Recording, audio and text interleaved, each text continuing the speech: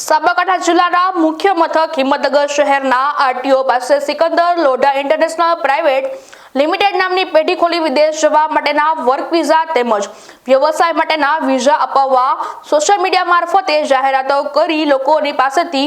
કરોડો રૂપિયાની છેતરપિંડી આચરનાર સિકંદર લોઢા તેમજ તેના પરિવાર સામે અલગ અલગ ફરિયાદો દાખલ કર્યા બાદ પોલીસે સિકંદર લોઢા અને તેના પુત્ર સમઆન લોઢા, સિકંદર લોઢાની પત્ની સીમાબેન લોઢા સહિત તેના મળતિયાઓ સામે પોલીસ દ્વારા કાર્યવાહી કરી જ્યુડિશિયલ કસ્ટડીમાં મોકલી આપવામાં આવ્યા છે। જોકે પોલીસો દ્વારા સિકંદર લોઢા ગેંગના અલગ અલગ 7 વ્યક્તિઓ સામે ગુજસીટોક હેઠળ ગુનો દાખલ કરી કાર્યવાહી હાથ ધરવામાં આવી છે। લોઢા ગેંગ દ્વારા ગુજરાત ઉપરાંત યુપી, બિહાર, રાજસ્થાન, પશ્ચિમ બંગાળ, દિલ્હી, મહારાષ્ટ્ર સહિતના રાજ્યોમાં લોકોને શિકાર બનાવવામાં આવ્યા હતા અને 274 વ્યક્તિ પાસેથી 5,47,17,620 રૂપિયાની છેતરપિંડી કરી હતી। જોકે આવા આર્થિક ગુનાહિત પ્રવૃત્તિઓ રોકવા માટે ગુનામાં સંકળાયેલ સંગઠિત ગેંગ સામે પોલીસે ગુજસીટોક હેઠળ કાર્યવાહી હાથ ધરવામાં આવી છે।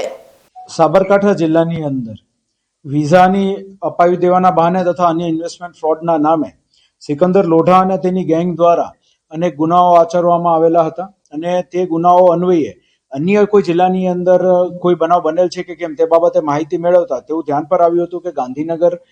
જિલ્લા ખાતે 3 અને એટીએસમાં પણ એક ગુનો દાખલ થયેલો છે। એમાં ગેંગ વિરુદ્ધ અલગ અલગ 10 ગુના દાખલ થયેલા, જેમાં 270 થી વધુ ભોગ બનનારના 5.5 કરોડ રૂપિયાની છેતરપિંડી આ લોકો દ્વારા આચરવામાં આવેલી છે। આ ગેંગ દ્વારા આ રીતે છેલ્લા 2 વર્ષ ઉપરાંતના સમયથી અલગ અલગ સમયે આખું ગુનાહિત કાવતરું રચીને સંગઠિત થઈને આ ગુના આચરવામાં આવેલા હોય ગાંધીનગર રેન્જના માનનીય આઈજીપી શ્રી વિરેન્દ્રસિંહ યાદવ સાહેબ નાઓની મંજૂરી મેળવીને તેઓની મંજૂરીના આધારે હાલ સાબરકાંઠા જિલ્લાની અંદર આજરોજ આ આખી ગેંગ વિરુદ્ધ જીસીટોક હેઠળ ગુનો દાખલ કરવામાં આવેલો છે। આ તપાસ જે છે ડીવાયએસપી હિંમતનગર અતુલ પટેલ નાઓ દ્વારા કરવામાં આવનાર છે અને આની અંદર જે આરોપીઓ છે હાલ જેલમાં બંધ હોય તે લોકોનો